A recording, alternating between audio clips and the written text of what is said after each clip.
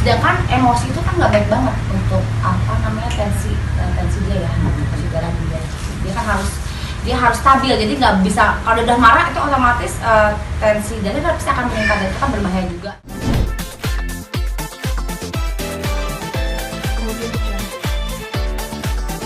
Hari ini aku kebetulan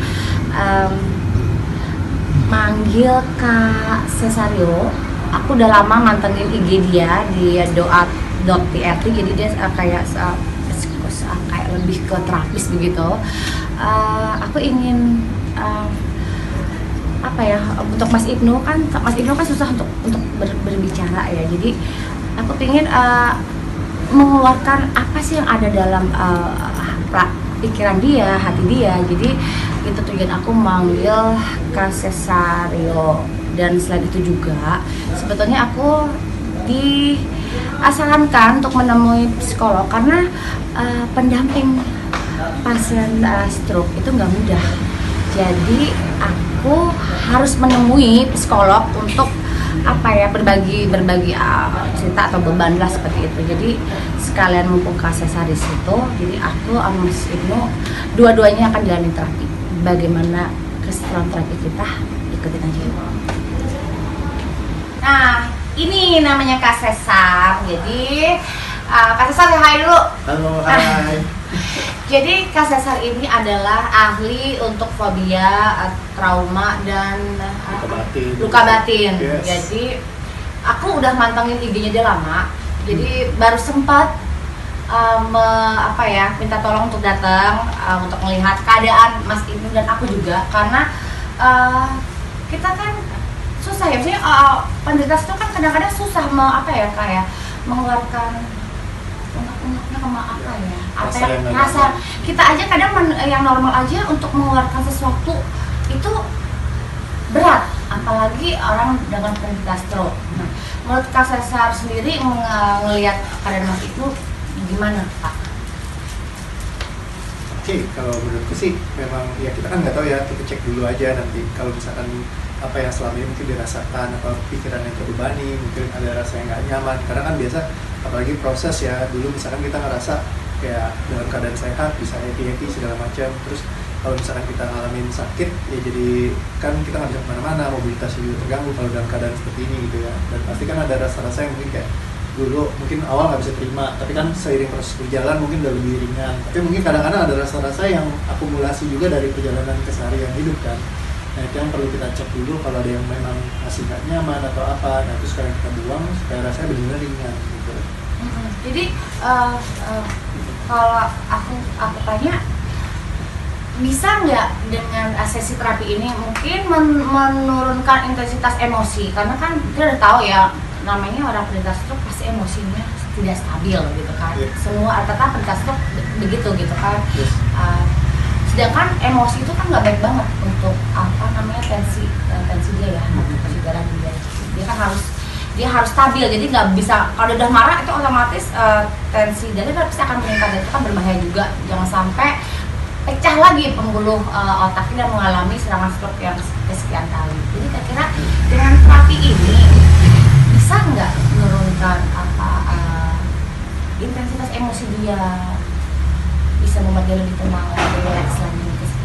Atau mungkin tambahan bisa berbicara lebih lancar atau belajar berjalan atau gimana? Well actually kembali lagi kan namanya tubuh fisik itu kan dipengaruhi banget dari pikiran kita, dan pikiran kita juga seringkali relasional antara pikiran sama rasa di tubuh fisik itu sangat-sangat kental sekali. Jadi misalnya contoh, kalau kita lagi cemas biasa sakit perut gitu kan.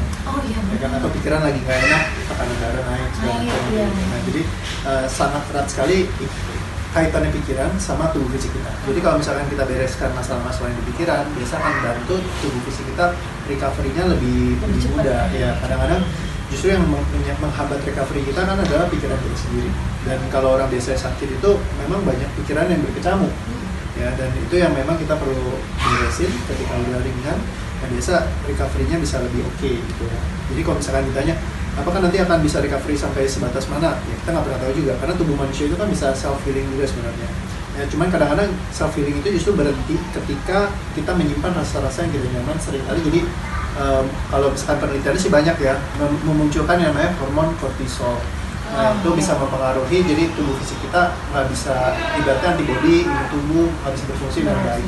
Makanya orang kalau stresan kan gampang sakit. Sakit ya, karena Ya. turun. Betul, di masa kayak COVID-19 sekarang nih banyak yang stres. Begitu kena, padahal sebenarnya mungkin COVID-nya nggak terlalu berbahaya, tapi stresnya yang bikin mereka jadi turun terus gitu kondisi kesehatannya.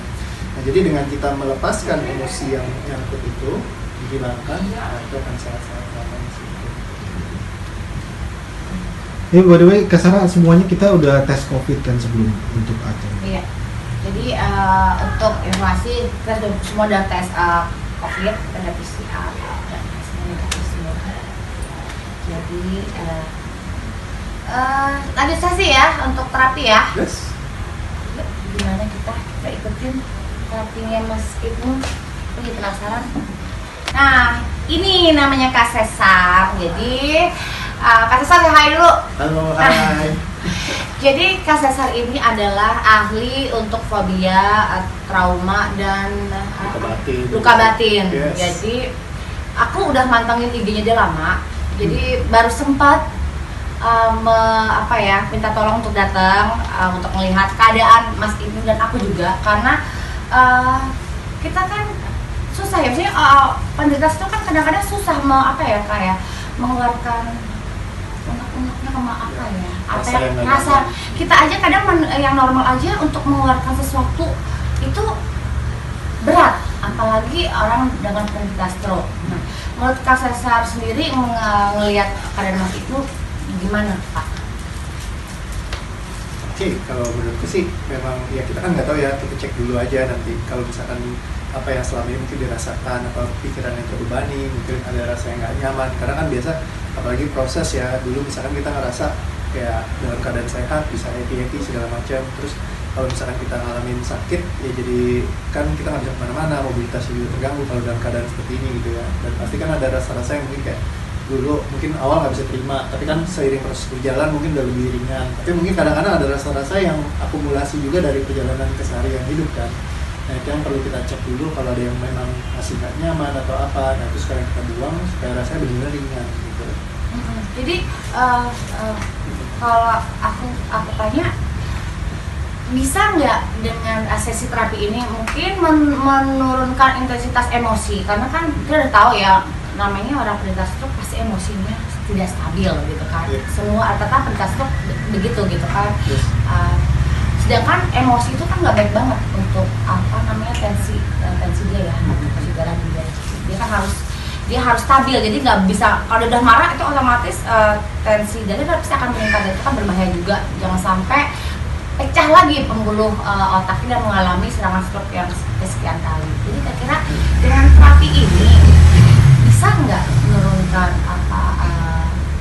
intensitas emosi dia, bisa membuat dia lebih tenang, lebih relax lagi gitu. Atau mungkin tambahan bisa bicara lebih lancar atau berjalan, belajar berjalan atau gimana? Well actually kembali lagi kan namanya tubuh fisik itu kan dipengaruhi banget dari pikiran kita, dan pikiran kita juga seringkali relasional antara pikiran sama rasa di tubuh fisik itu sangat-sangat kental sekali. Jadi misalnya contoh, kalau kita lagi cemas biasa sakit perut gitu kan, Oh iya ya kan? benar. Atau pikiran lagi nggak enak, tekanan darah naik segala Naik, macam. iya. Nah jadi sangat erat sekali kaitannya pikiran sama tubuh fisik kita. Jadi kalau misalkan kita bereskan masalah-masalah yang di pikiran, biasa akan bantu tubuh fisik kita recovery-nya lebih cepat. mudah. Ya kadang-kadang justru yang menghambat recovery kita kan adalah pikiran kita sendiri. Dan kalau orang biasanya sakit itu memang banyak pikiran yang berkecamuk. Ya, dan itu yang memang kita perlu beresin ketika udah ringan. Nah, biasa recovery-nya bisa lebih oke gitu ya. Jadi kalau misalkan ditanya apakah nanti akan bisa recovery sampai sebatas mana? Ya kita nggak pernah tahu juga, karena tubuh manusia itu kan bisa self healing juga sebenarnya.